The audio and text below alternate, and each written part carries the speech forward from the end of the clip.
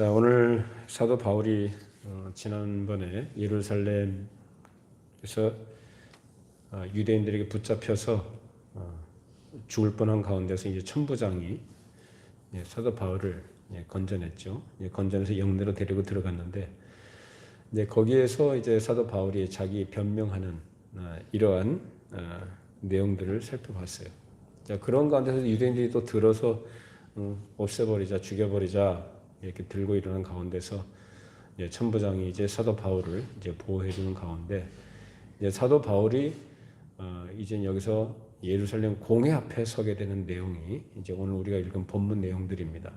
그래서 오늘 본문 내용은 35절까지 우리가 다 읽었는데 오늘 내용을 1절부터 10절까지를 중심으로 해서 바울과 예루살렘 공회와의 관계, 공회에서 사도 바울이 어떤 태도를 가지고 또 그 공회라는 성격은 어떤 것인지, 그 당시 역사적인 상황 속에서 또 오늘날 하나님께서 우리에게 주시는 또 교훈이 무엇인지를 함께 생각해 보도록 하겠습니다.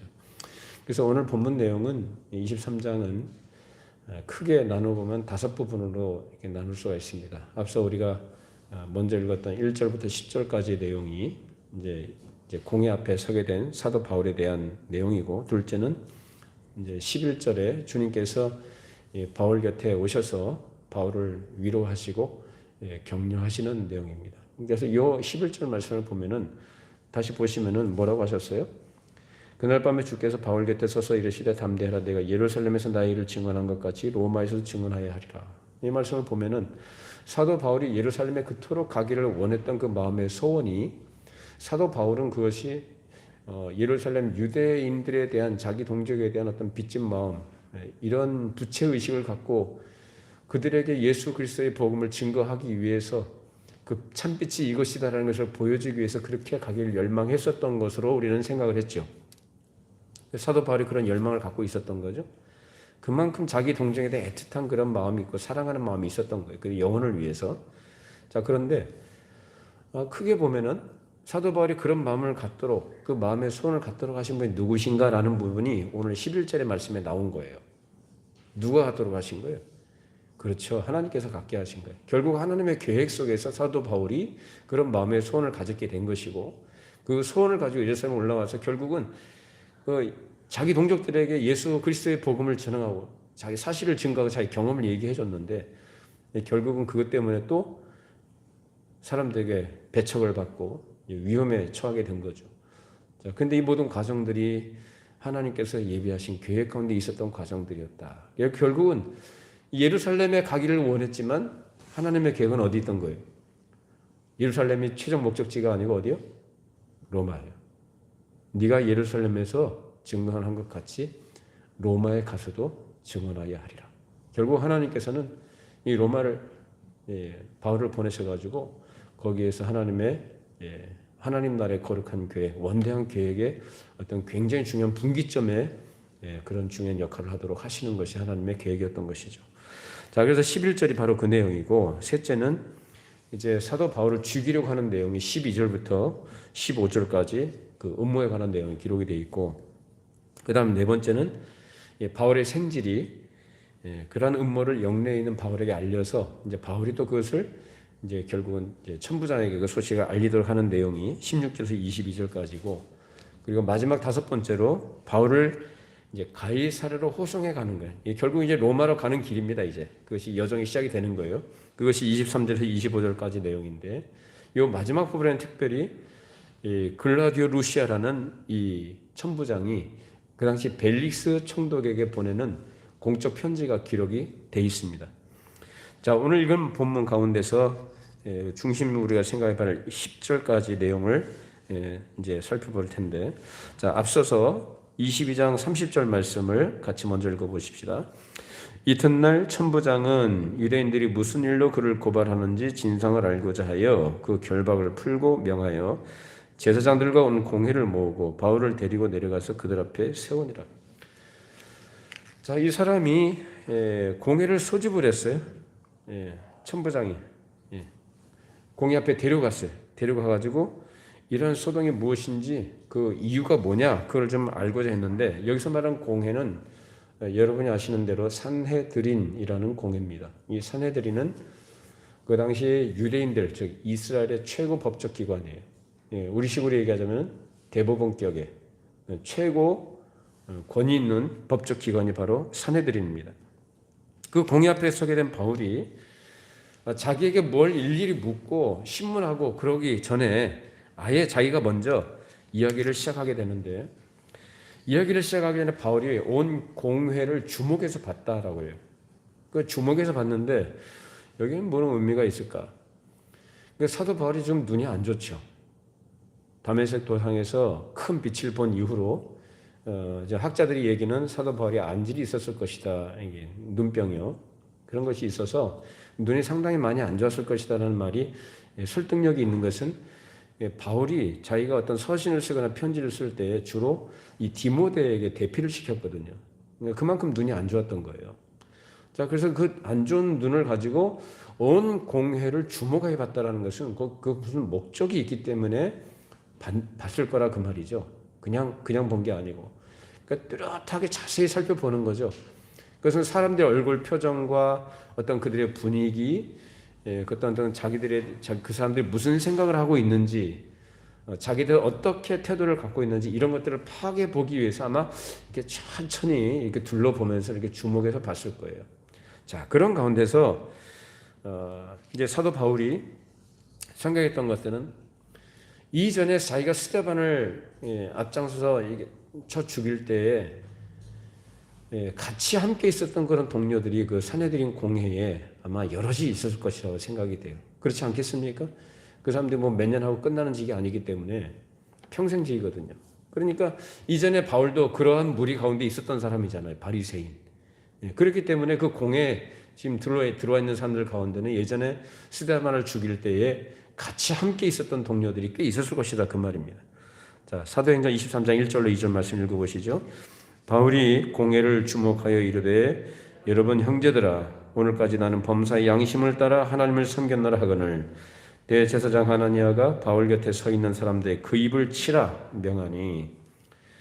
자, 여기서 바울이 온 공회를 주목해서 본 다음에 첫 마디가 뭐냐면은 자기가 가지고 있는 충정, 자기가 하나님 앞에서 얼마나 하나님께서 주신 양심을 따라서 하나님을 바르게 섬겼느냐라는 것으로 자기 입장을 이야기를 시작한 거예요. 그래서 바울로서는 이것이 당연한 진술이었죠.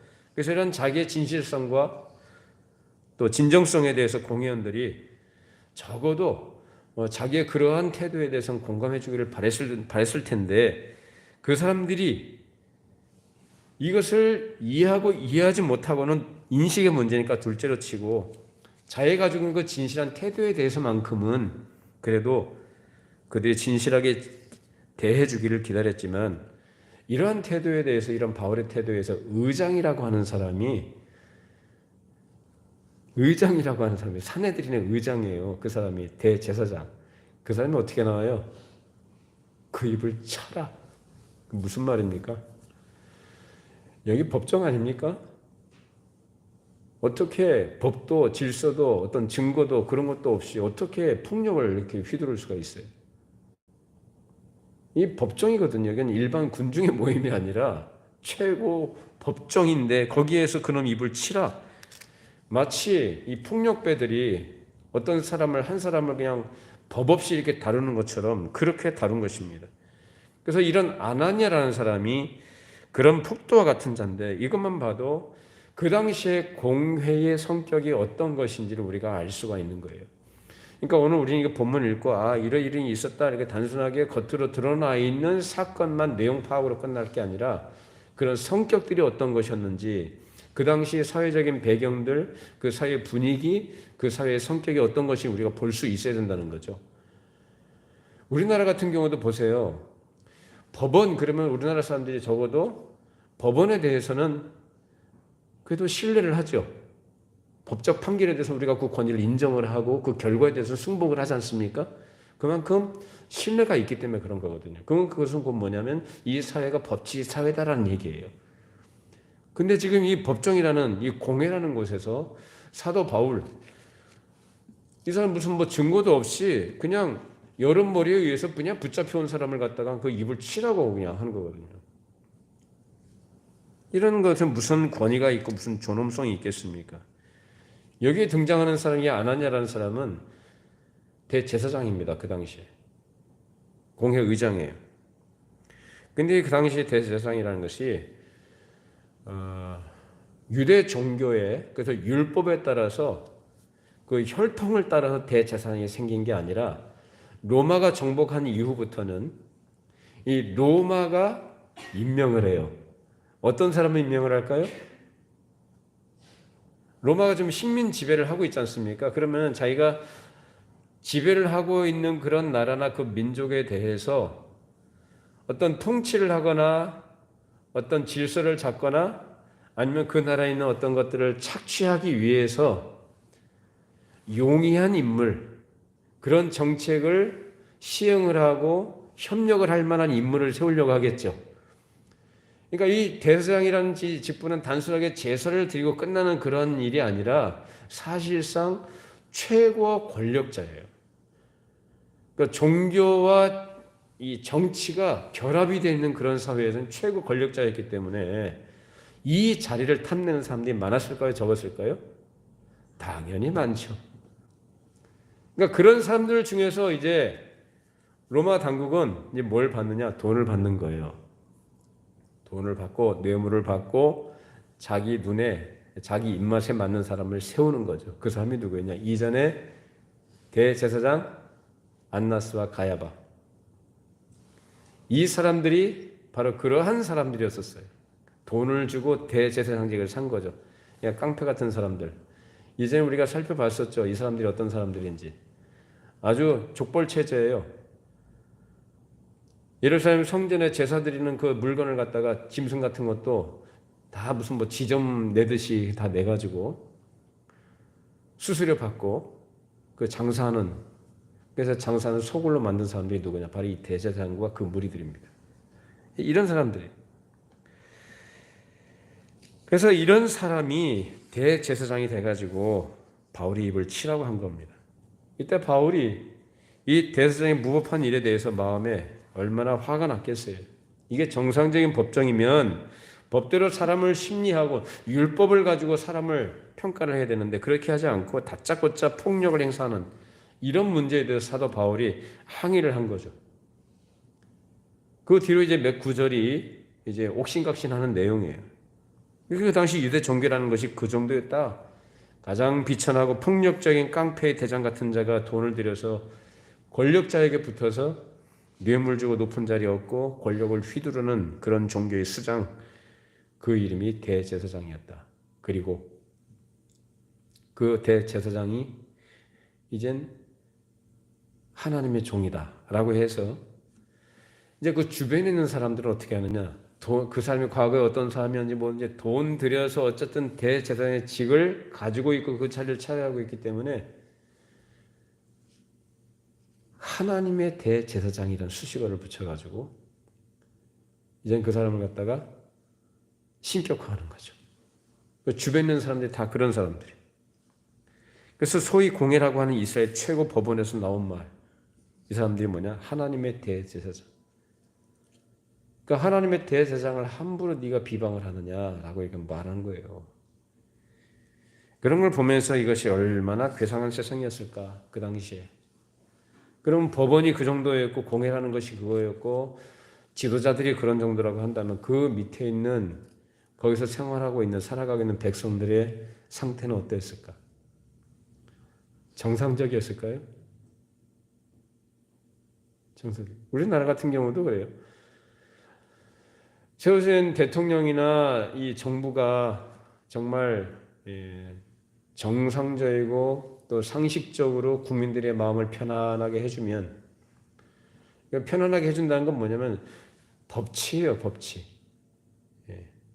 법치를 잘 해나가야 되는 거예요. 그것이 그 나라가 편안해지는 거예요. 근데 그렇지 않게 되면은 국민들이 어떻습니까?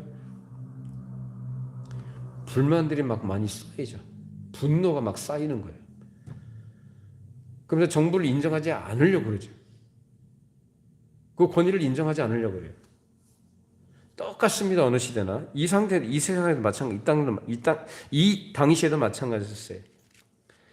그래서 그런 상황 속에서 사도 바울이 그러한 공회에 대해서 큰 기대를 가진 건 아니었지만 적어도 그들이 그래도 이스라엘 가운데서는 인텔리들이 아닙니까? 그래도 많이 배웠다는 사람들이고 그리고 명확하게 어떤 사리를 분별할 만한 사람들이었음에도 불구하고 그런 사리 분별을 하지 못하는 사람들이 그 자리에 앉아가지고 재판한다고 앉아있는 거예요.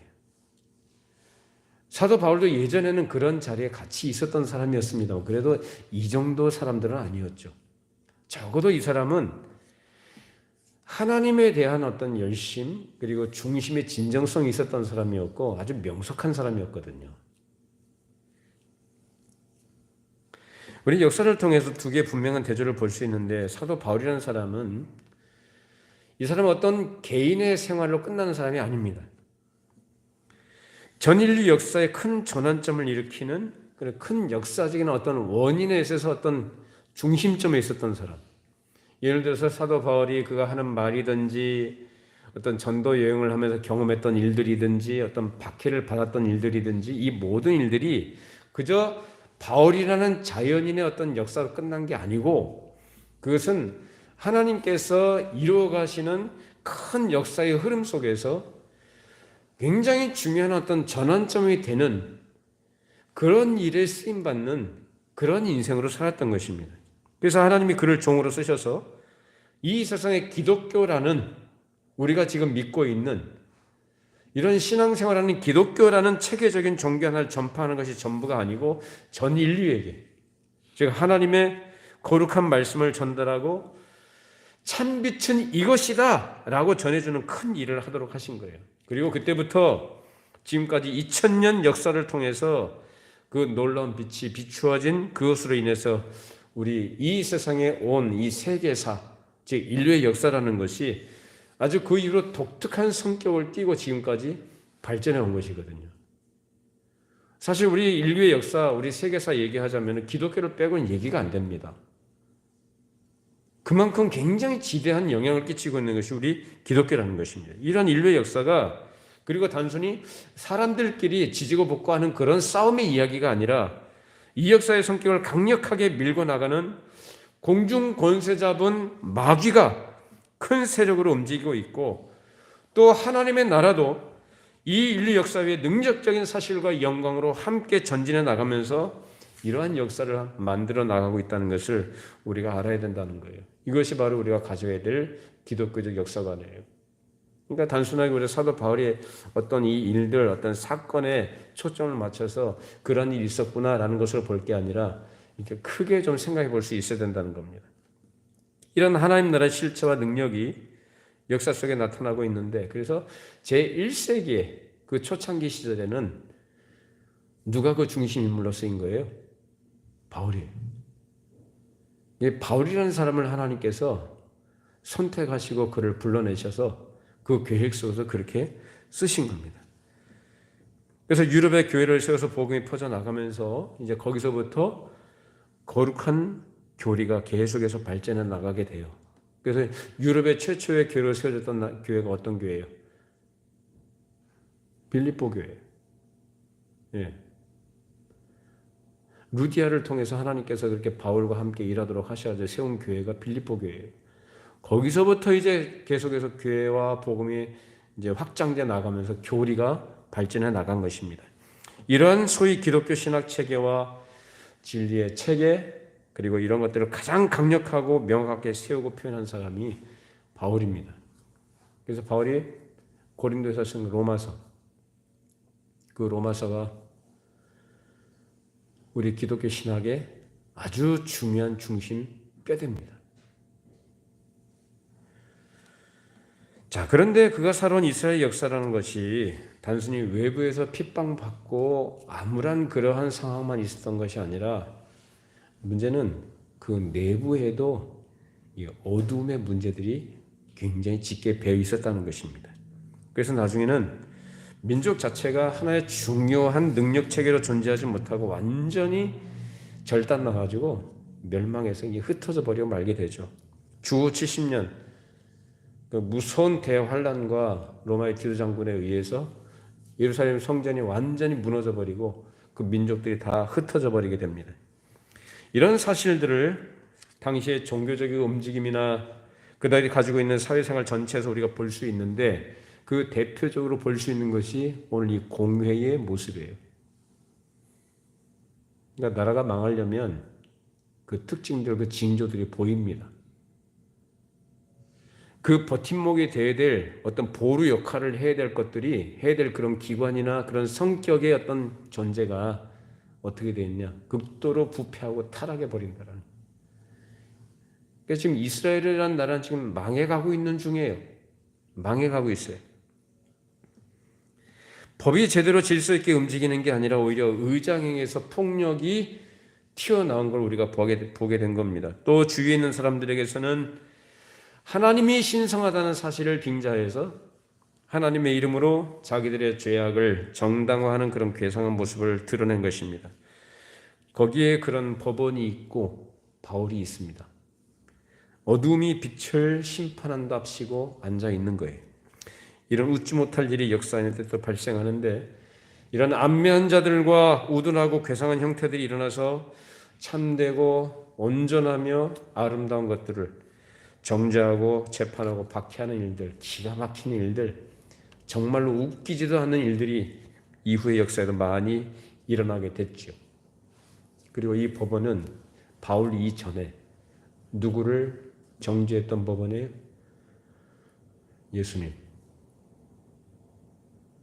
예수님을 정죄했죠. 산헤드린 공회에서. 민족의 빛을 빛에 들 기관으로 있으면서 로마의 세력에 아첨을 하면서 자기 민족을 오도에 나가고 흑암으로 이끌고 나갔던 것입니다. 그러나 거기에 붙들려 박해를 받으면서 박해를 받고 있는 바울이 이제는 거기에서 새로운 희망과 역사가 주어지는 큰 사실의 주축으로 여기에 버티고 서 있는 거예요.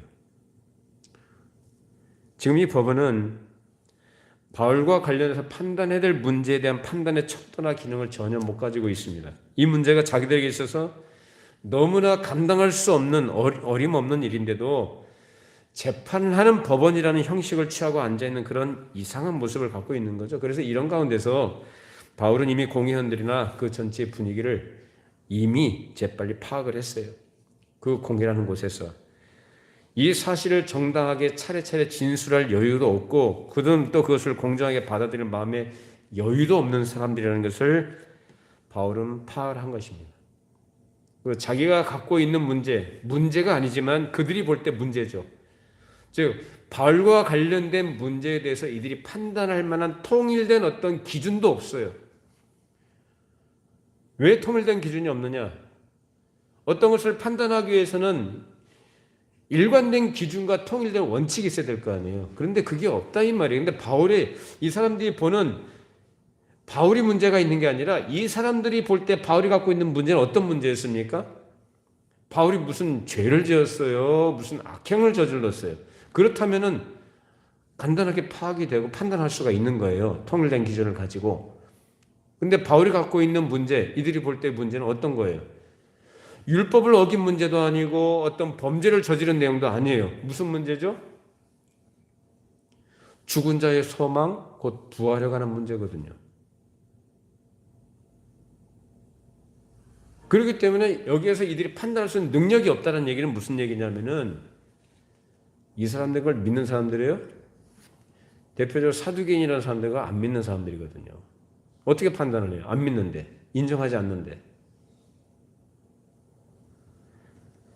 그래서 이 사람들이 다뤄야 될 문제는 결국 바울이 갖고 있는 유신론이라는 것인데, 바울이 제기한 부활 문제, 즉 부활의 소망에 관한 문제가 기독교의 핵심이라고 할 때 이것을 최종적으로 심리하고 판단해서 가부를 얘기해야 되는데, 바울이 가만히 주위에서 보니까 그 공회원의 절반은 무신론자인 사두개인들이고 절반은 바리새인들이에요. 그래서 바리새인들은 유신론자죠, 당연히. 그러니까 그들은 그것을 판단할 만한 공통되고 통일된 기준을 가지고 있지 않다는 것을 바울이 파악을 했던 것입니다. 자, 23장 6절에서 10절 말씀 읽어보십니다. 바울이 그중 일부는 사두개인이요 다른 일부는 바리새인인 줄 알고 공회에서 외쳐 이르되 여러분 형제들아 나는 바리새인이요 또 바리새인의 아들이라 죽은 자의 소망 곧 부활로 말미암아 내가 신문을 받노라. 그 말을 한즉 바리새인과 사두개인 사이에 다툼이 생겨 무리가 나누어지니 이는 사두개인은 부활도 없고 천사도 없고 영도 없다 하고 바리새인은 다 있다 함이라. 크게 떠들세 바리새인 편에서 몇 서기관이 일어나 다투어 이르되 우리가 이 사람을 보니 악한 것이 없도다. 혹 영이나 혹 천사가 그에게 말하였으면 어찌하겠느냐 하여 큰 분쟁이 생기니 천부장은 바울이 그들에게 찢겨질까 하여 군인을 명하여 내려가 무리 가운데서 빼앗아 가지고 영내로 들어가라 하니라. 자, 바울이 가만히 보니까 그 절반은 바리새인이라고 그랬죠. 그러니까 자기의 입장에 그래도 그나마 동조해주고 지지를 말아주는 사람이 누구였다? 이 바리새인들이었다는 거예요. 그래서 형제들아라고 했던 거죠. 그래서 그 공의원들 앞에 자신이 죽은 자의 소망 곧 부활의 문제 때문에 신문을 받는 것이다라고 얘기해요. 네. 바울이 참 명석하죠. 네. 그러니까 거기서 뭐가 생겼어요? 둘 사이에 분쟁이 생긴 거예요. 이건 무슨 심리가 되겠어요? 되지도 않죠. 그래서 두 파로 갈라졌는데 사두개인이라는 사람들은 부활도 없고 천사도 없고 영도 없다고 말하는 사람들이에요. 참 희한한 사람들이죠. 어떻게 같은 유대 민족인데도 하나님께서 구약 성경에도 수없이 말씀하시고 계시하시고 천사를 보내주시고 여러 가지 초자연적인 능력을 행사하시고 그런 일을 하셨음에도 불구하고 이걸 전혀 안 믿는 사람들이 희한한 사람들이에요. 굉장히 현실주의자고 부패한 세속주의자들이었다. 그래서 돈을 굉장히 좋아했고 돈을 모으기에 혈안이 되어 있는 사람들. 그리고 헬라 문화에 심취되어 있던 사람들이에요. 그래서 이런 사람들이 이런 사상을 가지고 중심을 가지고 있는 사람들이 모여가지고 만든 것이 뭐냐? 제사장당이에요. 사두개파라고 하는 겁니다. 그런 사람들이 오늘 기독교 안에도 많이 있습니다. 이 사두개인 같은 사람들이. 명색만 기독교인이고 마음에는 세속주의가 가득해서 문화라는 이름 아래 여러 가지 잡다한 것들을 그대로 다 받아들입니다. 그러니까 좋아 보이는 건 다 받아들이는 거예요. 그래서 훌륭하다, 위대하다라고 하는 것들. 그것이 예술이든 어떤 문화든 어떤 사상체계든 어떤 프로그램이든 좋다고 여겨지는 건 다 수용을 하는 거죠. 현실적인 거죠, 굉장히. 근데 그런 것들이 과연 교회 안에 들어오고 그들이 예수를 믿는 사람이라고 자처하지만 그것들을 자기가 수용을 했을 때에 그것이 하나님 나라의 진행과 하나님 나라의 성격에 어떻게 부합이 되는지 어떤 의미가 있는지는 생각을 안 해요. 그저 자기가 좋으면 되는 거예요. 현실적으로 자기가 유익을 보면 되는 거예요. 그래서 자기가 믿고 있는 것이 뭔지 기독교가 참으로 요구하고 있는 가장 고귀한 정신세계나 그 능력의 내용이 무엇인지 모르니까 그래서 이런 사람들은 항상 몇 가지 내용만 가지고 하나의 공식을 삼아가지고 공식화합니다. 그를 일반화시켜버려요. 그래서 예수 믿고 어디 가면 다 된다? 천국 가면 다 되는 거예요. 예수 믿고 천국 가는. 그러니까 예수 믿고 구원 받는 게 그냥 단순하게 그렇게 얘기를 하고 그 다음에 기독교라는 명색을 갖고 있으니까 교회 안에서 이제 말씀을 들어도 어떤 말씀들을 좋아하냐면은 공리적인 것들 있죠. 공리적인 거. 좋은 게 좋은 거다. 자기의 유익이 될 만한 것들. 그런 것들을 좋아해요. 그리고 또 어떤 기도라는 것도 어떤 신앙생활의 어떤 목적도 다 어디에 있냐면 그런 다 현실적인 것에 어떤 초점을 맞추고 코드와 맞는 것들을 좋아한단 말이에요. 좀 고상하게는 어떤 것을 또 좋아하느냐면 도덕적인 걸 굉장히 강조해요. 어떤 영적인 거나 어떤 신령한 것이나 어떤 거룩한 것에 이런 게 있는 게 아니라 어떤 도덕적인 것. 그러니까 사람이 생각할 때 사람의 생각과 판단에 볼 때에 이것은 참 좋은 것이구나. 이거 훌륭한 것이다라고 하는 것들.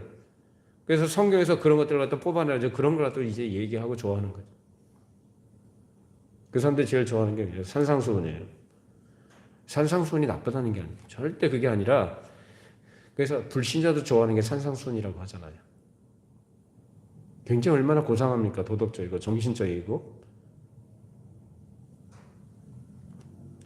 그 당시 이런 식으로 자기들의 색칠을 띠고 있던 사람들이 바로 사두개인들이에요. 그런 사람들이 그 자리에 앉아있고, 바리새인은 반면에 자기 종교에 완전히 갇혀서 동굴의 우상과 같은 그런 우상을 섬기는 사람처럼 같이 앉아가지고 완고하고 다른 것들을 수용을 안 하려고 하는 그런 고집스러운 사람들이 바로 바리새인들이에요. 그들이 천사를 믿고 뭐 부활도 믿고 영도 믿는다고 하지만은 그러니까 자기들이 갖고 있는 사상 체계, 그래서 그 울타리 안에 딱 갇혀 있어가지고 다른 것들은 절대 수용을 해야 안 해요. 안 하는 거예요. 다 배척을 해버려요. 이런 상태에 있던 자들이 당시 어둠 속에서 방황하고 있었던 민중들을 끌고 갈 힘이 없었던 겁니다. 그래서 이런 가운데 민중들은 그들의 삶이 고단하고 또 불공정한 이런 사회, 이런 정책과 제도와 그런 통치에 대해서 불만들이 계속 늘어나는 거죠. 또 로마의 폭정을 해서 점점 이 사람들의 마음도 거칠어지고 포악해져 갖고, 그래서 나중에는 이 비밀 단체를 결사 조직에 비밀 결사 조직을 결성을 해가지고 이제 로마 당국에 협조하는 사람들, 자기 민족의 입장에서 봤을 때 이런 사람은 없애버려야 된다고 생각하는 사람들은 그래서 이 비수를, 날카로운 비수를 갖고 다니다가 이 자객들이 있죠, 암살단, 사람들을 암살하는 그런 일들을 많이 했던 겁니다. 이런 암울하고 위험을 안고 있던 유대 사회가 이제 점점 멸망을 향해서 치닫고 있었고, 이런 사회 속에서 기독교가 탄생했던 거죠.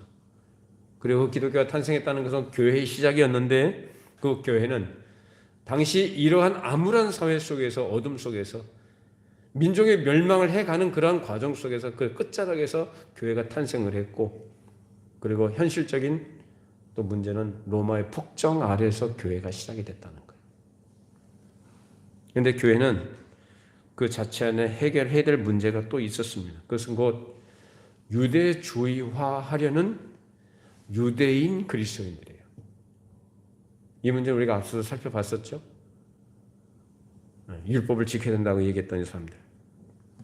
그래서 바울은 이런 문제들을 아주 강력하게 붙들고 씨름하면서 어떻게 하든지 교회가 이 복음의 정신, 복음의 성격에 합당한 바른 길로 나아가도록 끌고 가기 위해서 무던 애를 썼던 것입니다. 그래서 이런 일을 하다가 예루살렘에 들어가서 지금 붙들려 가는 것입니다. 바울은 자기의 충정을 다해서 할 일을 했던 것이고, 결국 주님께서 이제 하나님의 계획 속에서 그 역사 속에서 바르고 그런 것을 이제 갈라 놓으시면서 해결해 나가시겠죠. 이제 바울은 자기의 충정을 가지고 그냥 하는 것뿐이에요. 마지막으로 우리가 한 가지 생각할 것은 오늘 말씀의 결론적인 부분인데, 이런 공회가 지금 이러한 바울과 접촉이 됐다는 거예요. 바울이 어떤 사람입니까? 바울은 그 당대 아까도 말씀드렸지만은 이 역사의 중요한 분기점에서 아주 핵심적인 역할을 하는 사람이 바울이거든요.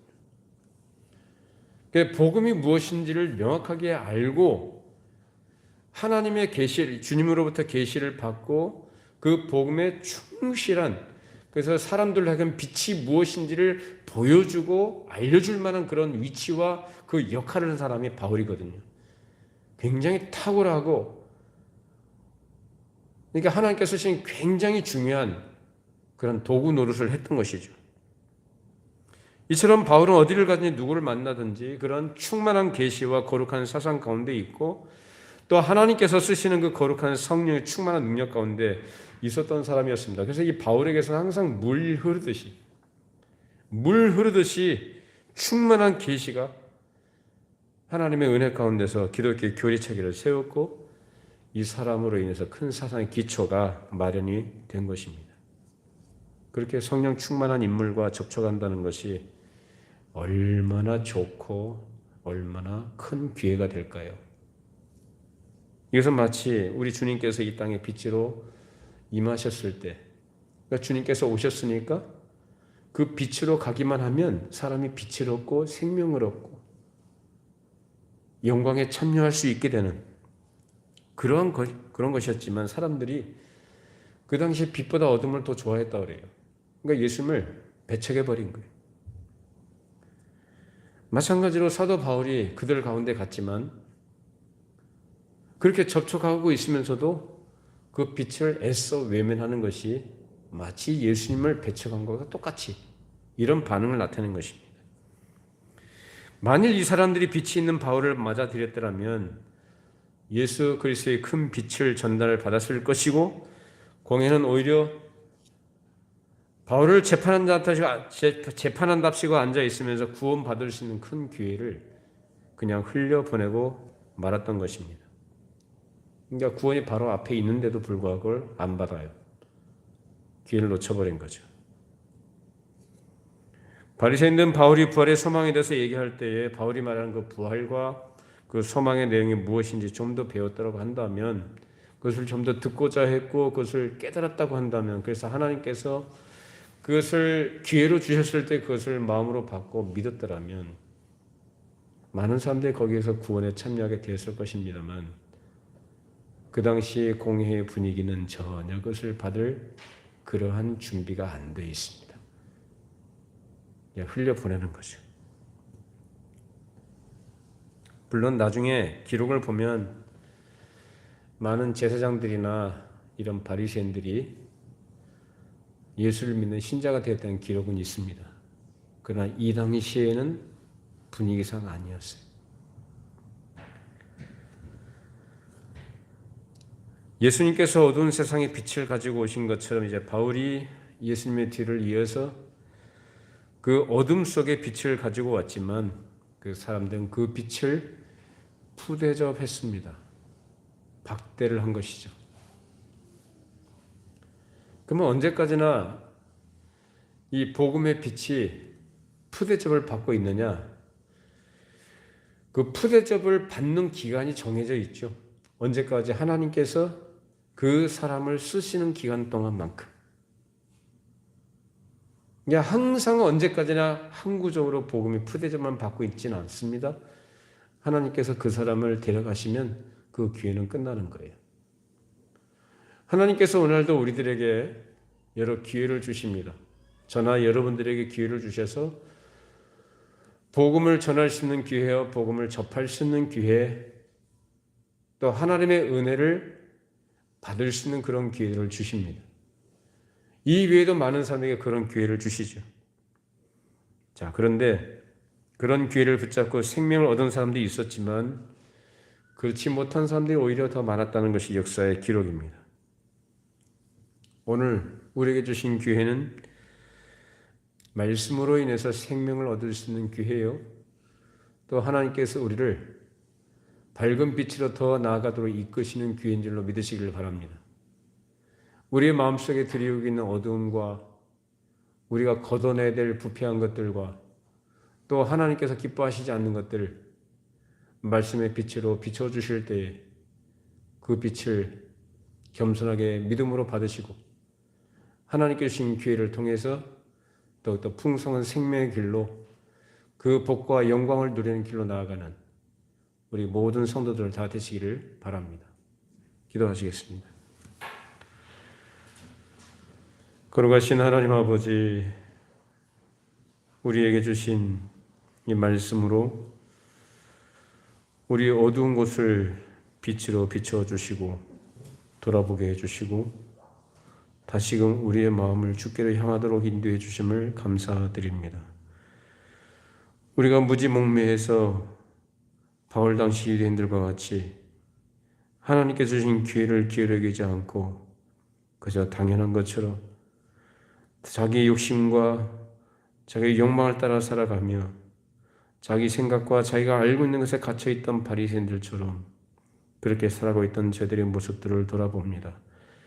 하나님, 우리의 마음속에 있는 하나님께서 원하지 아니하시는 그런 마음들과 마음의 계획들과 소원들을 내려놓게 해주시고 언제나 하나님께서 나와 함께 하시고 나의 모든 것 되시며 나의 인도 되시며 나의 모든 생명의 근원 되심을 믿음으로 고백하며 항상 하나님께 소망을 두고 하나님께서 우리에게 주시는 은혜로 인하여 감사하고 기뻐하며 우리에게 주어진 인생길을 하나님 나라의 영광과 그 전진을 위해 예수 그리스도의 복음을 사랑하며 섬기며 충성을 다하는 하나님의 사람으로 살아가게 하여 주시옵소서.